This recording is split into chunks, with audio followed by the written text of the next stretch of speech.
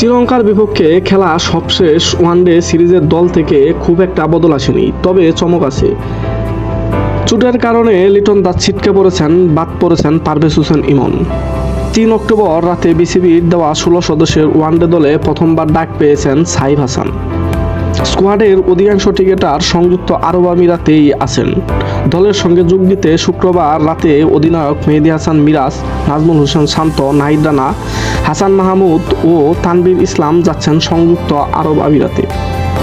Opener Naim Sheikh এখনও visa অনুমোদনের অপেক্ষায় আছেন। ভিসা হাতে পেলেই তিনি দলে যোগ দেবেন। একই পরিস্থিতিতে আছেন সৌম্য সরকারও। চমক হিসাবে দলে থাকা সাইফ খেলছেন টি-20 সিরিজেও। ডানহাতি ব্যাটার সম্প্রতি খেলেছেন এশিয়া কাপে। দুর্দান্ত ফর্ম দেখানোর পুরস্কার পেয়েছেন ওয়ানডেতে। এখনও 50 ওভারের আন্তর্জাতিক ক্রিকেট খেলা হয়নি সাইফের। আফগানিস্তানের বিপক্ষে 3 ম্যাচ ওয়ানডে সিরিজের জন্য 16 সদস্যের স্কোয়াড ঘোষণা করেছেন বাংলাদেশ ক্রিকেট বোর্ড বিসিবি।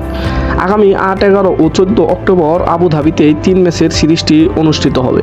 বাংলাদেশের স্কোয়াডে কে কে আছে এক নজরে দেখে নিই।